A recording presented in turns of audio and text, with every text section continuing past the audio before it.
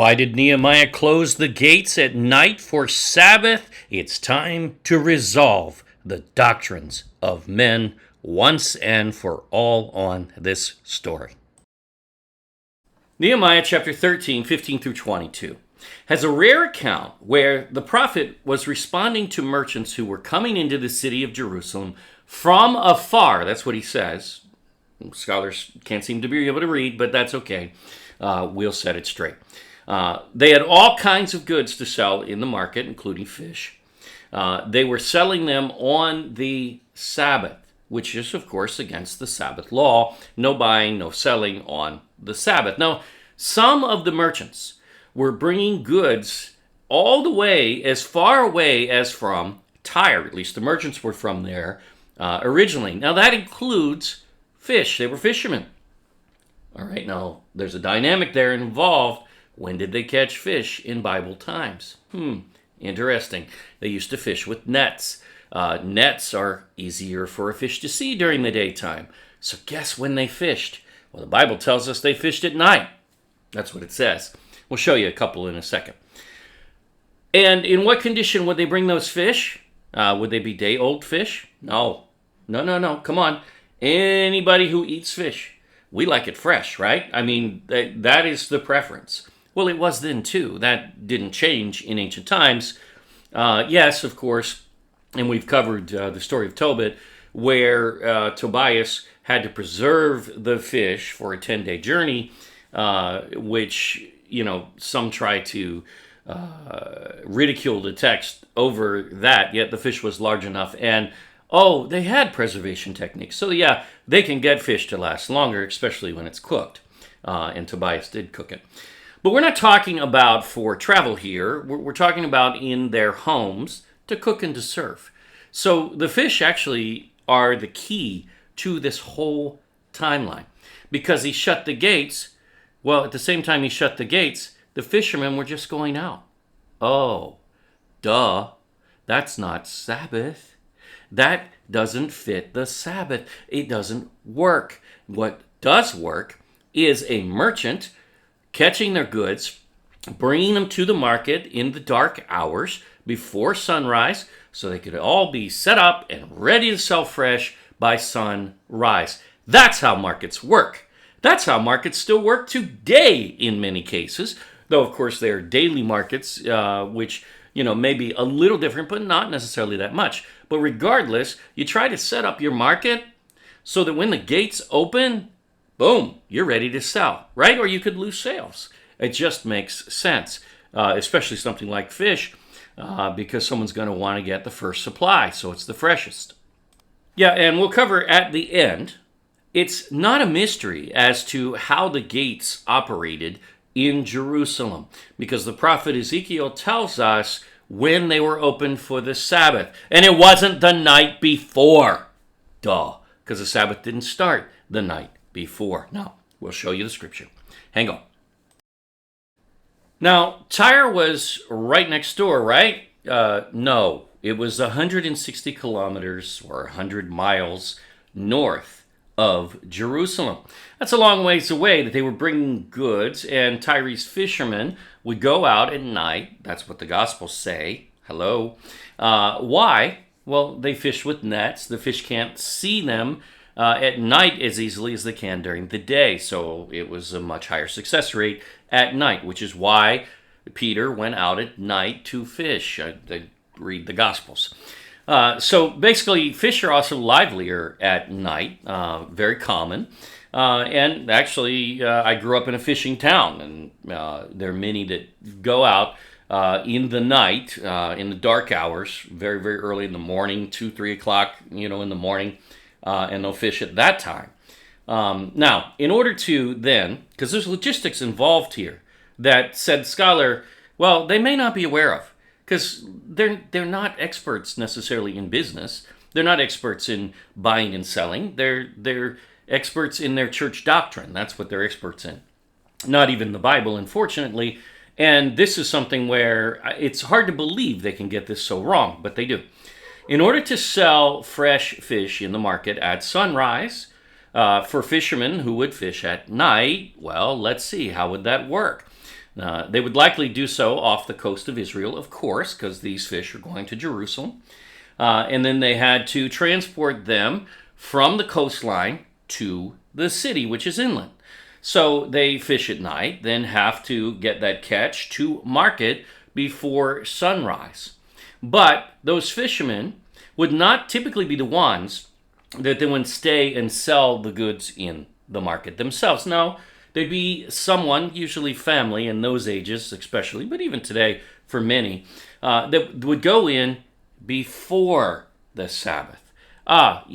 Like the night before the Sabbath, so that they could set up the basic operation and they could sleep there and get a good night's sleep. So they wake up early in the morning, receive especially fish for those that were going to sell fish, get everything set up once and for all, put the final touches on it, and when the bell rings at sunrise, boom, there you go. They're ready to begin selling already.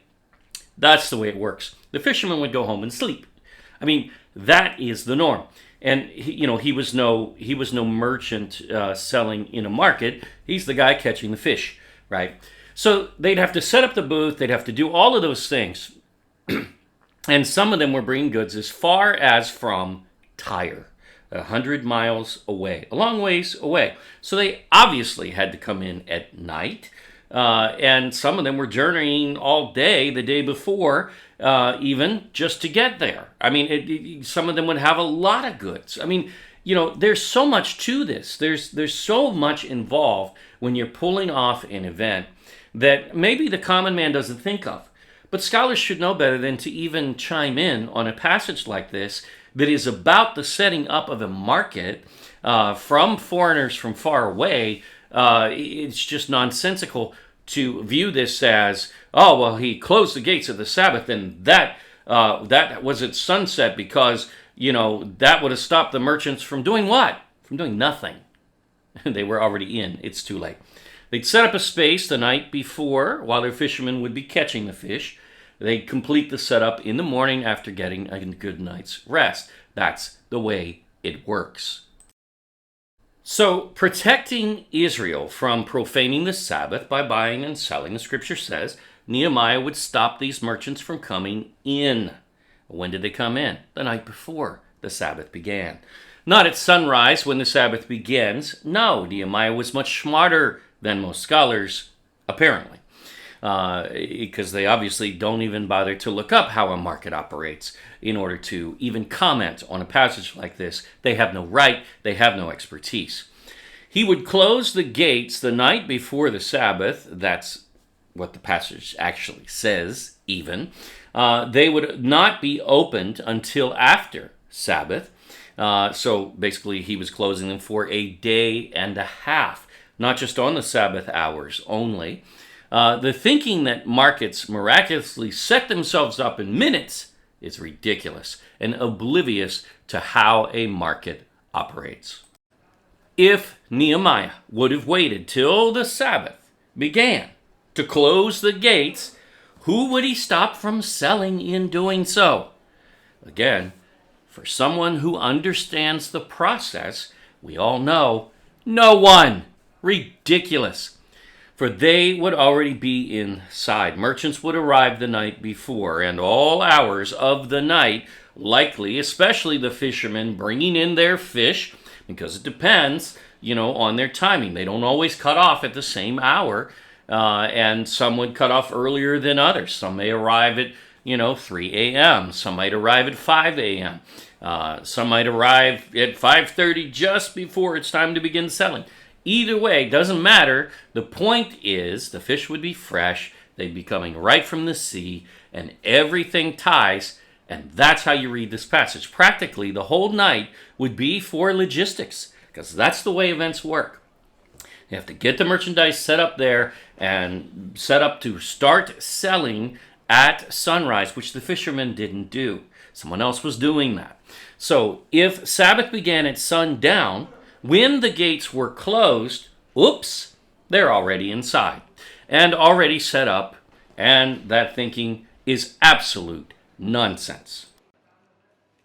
So the merchants responded once or twice, says Nehemiah, or really Ezra the prophet wrote this, they tried selling the merchandise over the walls, right? So imagine fish and goods and sacks of money being interchanged and tossed back and forth over the large walls. Wow. That would have been a sight to see. Nehemiah then put a stop to that workaround. And that's what it was. That was the workaround response to his initial closing of the gates to stop the merchants from coming in. Some read the passage and only read that fragment and say, oh, well, see? No, duh. Yeah, they were selling on the Sabbath in both scenarios. But the first scenario is the merchants were coming in, setting up, and getting ready to sell their goods for the Sabbath, and even bringing them in early in the morning, like things like fish that were time sensitive. This proves, of all things, that the Sabbath begins the next morning, not at sundown, for those who understand events. Scholars don't. When the gates were first closed at sunset, for a reason, to stop the merchants from coming in and to protect the Sabbath, which began the next morning. And by the way, it's not like we don't have biblical precedents for how the gates operated. Beginning on Sabbath at sunrise. What? I'll show you. Hang on. We'll get there.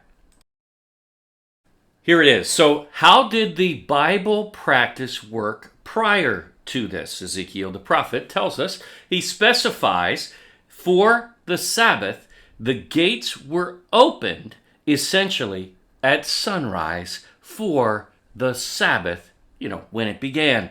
And then they would actually close the gates in the evening, still on the Sabbath. The Sabbath, according to Ezekiel, and regarding the gates, even in traditional practice, began at sunrise. So the gates prove that sunset is wrong. The lunar calendar is wrong. The Babylonian occult practice of Judaism is absolutely profane.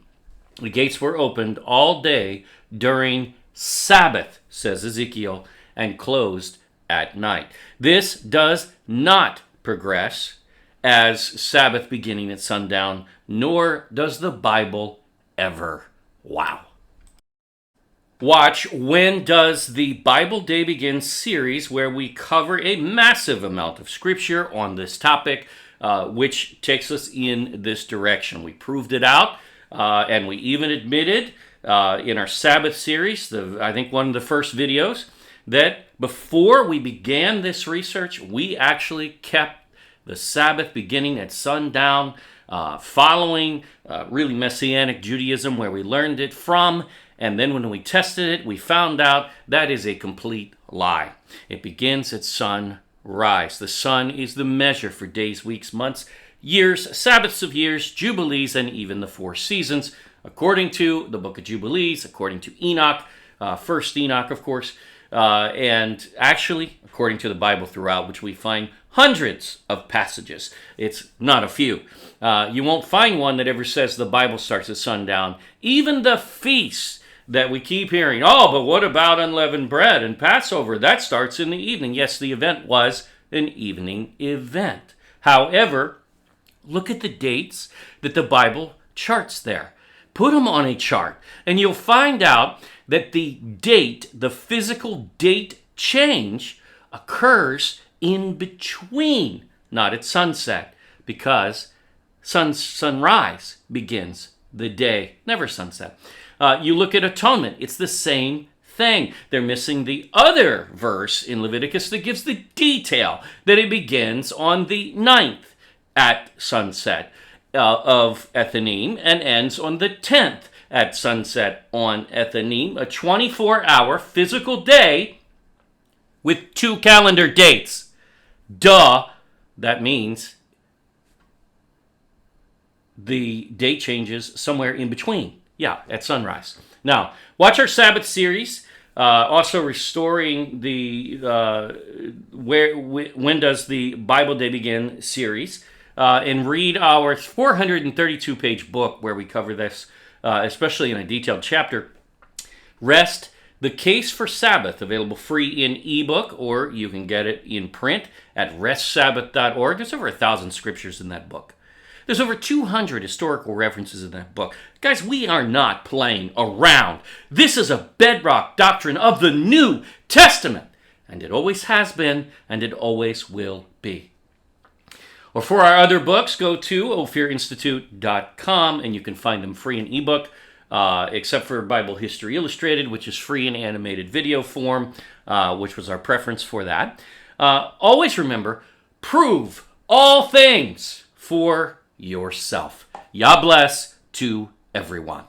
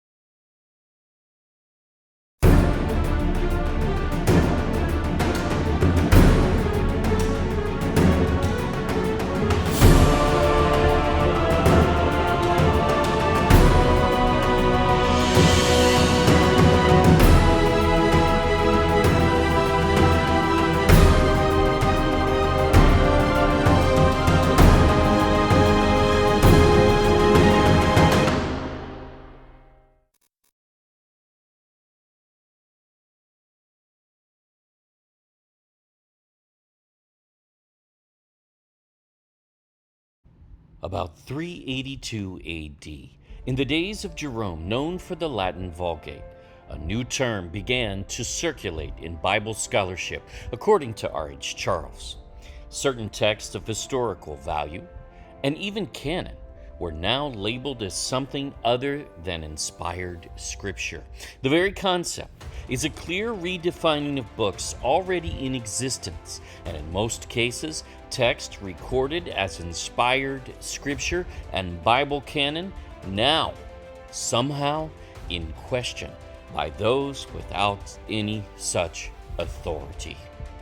This paradigm remains today even further rooted, as if it ever represented the historical approach to these Old Testament texts, as some vet as truth.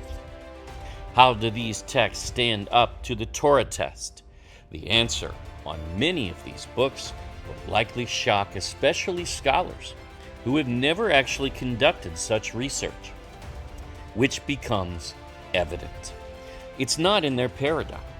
This canon was already chosen before there were Pharisees in Jerusalem and before there was ever a Catholic Church. Those factions do not get to legitimately form councils to vote on that which was already settled. Fact, long before, even in archaeology. You are entering a zone for truth with our new Apocrypha Test series. Follow along, and together we will dispel the myths of modern scholarship. And man, are they profoundly lacking in intellect on this topic, you will see. Not anymore. Download your copies of Volume 1 and Volume 2 of our comprehensive Apocrypha research, free in ebook today, or get your copies at apocryphatest.com. All links are there. We now begin.